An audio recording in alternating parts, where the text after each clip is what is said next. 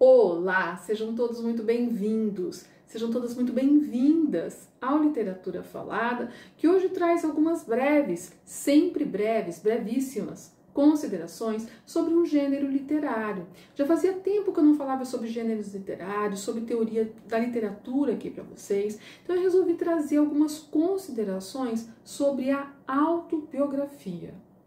A autobiografia, enquanto gênero, recebeu esse nome, autobiografia, por volta do ano 1800.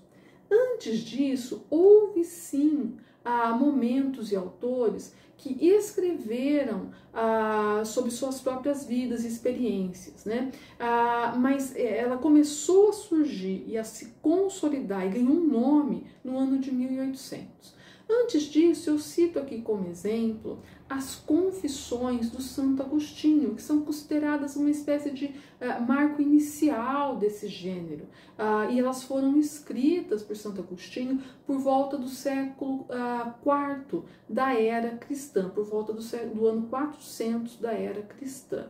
Em sua etimologia, o termo autobiografia diz respeito a uma biografia ou a história de uma vida que o próprio autor elabora. Muito embora isso pareça um tanto óbvio, olha, a autobiografia é a história de uma vida escrita pelo próprio autor do texto, não é assim tão evidente e há muitos estudos teóricos sobre o tema. Eu destaco aqui um estudioso francês chamado Philippe Lejeune, que talvez seja aí o maior especialista em autobiografia, em memórias, em diários íntimos, nesses gêneros que exploram aí as escritas do eu.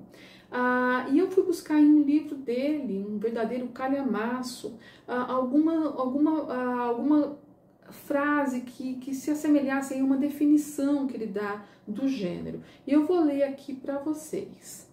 De acordo com o Philippe Lejeune, a autobiografia define-se como abre aspas, narração retrospectiva em prosa que uma pessoa real faz da sua própria existência, uma vez que põe ênfase na sua vida individual, em particular a história de sua personalidade, fecha aspas. Mais à frente, o Lejeune complementa. Ele fala assim, são relatos escritos pelo indivíduo com referência a si próprio, apresentados como diretamente referenciais e por isso relativos a uma vida inteira ou ao essencial de uma vida. O que é importante observar é que o passado individual se faz enquanto história, visto que pressupõe a veracidade dos fatos, mesmo que eles sejam remotos ou circunstanciais. Veja que há uma busca na autobiografia pelos fatos e pelos seus significados na vida que se apresenta ao leitor. Desse modo, a memória e a linguagem tornam-se, assim, meios para a autodescoberta e, em certo sentido, para também a autocriação.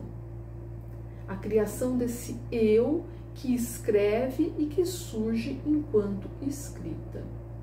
A autobiografia, como eu disse, vai emergir com força no século XVIII. Dizem que graças a Jean-Jacques Rousseau, que escreveu um livro que também se chama Confissões, assim como o livro de Santo Agostinho. Veja que a obra do Santo Agostinho, lá do ano 400, é uma espécie de primórdio da autobiografia, uma vez que ela não se enquadra nessa denominação moderna que mostra um sujeito com certa, entre aspas, consciência histórica do eu. O Agostinho ele vai falar sobre sua conversão, sua vida religiosa, os aspectos dramáticos que envolveram a sua vida na religião. Uma observação. É difícil delimitar alguns gêneros que assim fazem fronteira, se misturam um com o outro, como por exemplo a autobiografia, o diário íntimo, as memórias, as confissões, mas todas elas falam do eu, são escritas em primeira pessoa, por sujeitos supostamente reais, falam do eu, cada uma a seu modo. Outro dado curioso é que a autobiografia nem sempre é um discurso confiável, né? Uma vez que ela está sempre em busca de fatos que são lidos por esse eu, interpretados por esse eu de alguma maneira e apresentados ao leitor. Então esses fatos eles podem sim ter sido transformados, metamorfoseados, seja de maneira intencional ou não pelo autor. No século XIX, as autobiografias eram tidas como um gênero grandioso, em que as grandes figuras, né, as figuras pretensamente históricas ou que queriam entrar para a história, teriam deixado enquanto relato de si, né, história dos seus feitos, né, das suas grandes conquistas, etc. Nesse sentido, veja que o Machado de Assis ele tem uma postura muito curiosa, uma vez que ele meio que tira sarro do gênero ao compor as Memórias Póstumas de Brás Cubas. Veja que Memórias Póstumas é um livro de memórias, né? Memórias Póstumas de Brás Cubas. E como eu disse, as memórias fazem fronteira com a autobiografia. E Machado apresenta para o leitor as memórias de um sujeito que conta a sua história depois da morte, o que aponta justamente para o caráter ficcional que o gênero pode adquirir. Veja ainda que o sujeito que apresenta suas memórias não fez nada de grandioso ou que valha a pena ser registrado para que fique aí como legado de sua existência. Então Machado meio que tira sarro nisso e de certa maneira ele vai problematizar essa questão da autobiografia, das memórias, também com Dom Casmurro, né? O Dom Casmurro, que nada mais é do que um livro escrito no fim da vida para contar a história de si próprio. No caso, é uma história aí bastante selecionada, né? É a história de vida, mas é a história do fracasso de um amor e que também surge aí completamente contaminada pela perspectiva de um eu e que justamente por ser a perspectiva de um eu, ela vem repleta de vícios e de maneiras muito afuniladas, né, de ver determinados fatos. Eu não tenho o costume de ler biografias ou autobiografias. Li somente biografias e autobiografias ficcionais, como por exemplo as Memórias Póstumas, de certo sentido Dom Casmurro, Memorial de Aires e coisas, São Bernardo, né, que são gêneros de ficção que exploram esse outro gênero aí que faz fronteira aí entre a historiografia e a ficção. Um dos únicos livros que eu li que é uma autobiografia é um que eu trouxe recentemente aqui para vocês no Literatura Falada, que é a autobiografia de um escravo, do Frederick Douglass. Trata-se de um livro que, como eu disse na ocasião, é extremamente interessante e que é uma autobiografia que conta com algumas peculiaridades que merecem ser mencionadas aqui. Veja que eu enfatizei bastante que algumas, no geral, as autobiografias, né, o gênero que se consolidou aí no século XIX, ela surge aí por figuras históricas que gostariam de deixar marcado aí como legado os seus feitos, né, que supostamente deveriam ser valorizados pelas gerações futuras.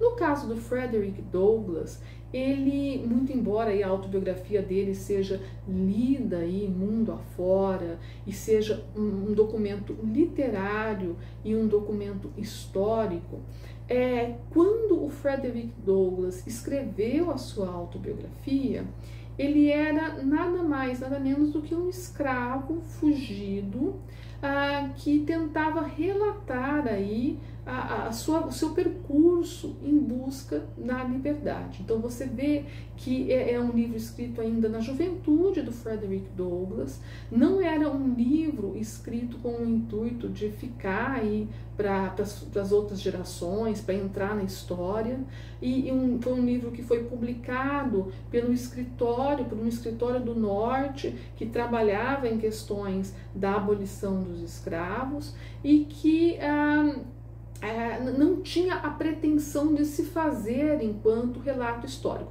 É claro que a gente não pode dizer se ele aumentou, diminuiu a seleção que ele fez dos fatos passados. É claro que houve uma seleção de fatos, a gente não sabe dizer se foi exatamente nos detalhes que ele nos dá, mas isso merece ser mencionado aqui, que não havia uma intenção de construir um relato, uma figura épica que deveria ficar aí para a eternidade, que deveria permanecer como nome histórico, né? Porque ele escreveu aquilo na juventude, em dadas circunstâncias que visavam sim relatar aí as dificuldades da vida dos escravos e o anseio que eles tinham pela liberdade. Então eu acho que enquanto autobiografia foi uma das poucas experiências que eu tive, porque como eu disse, eu não tenho hábito de ler esse tipo de autobiografia, mas que foi aí um texto muito interessante e que merece ser lido.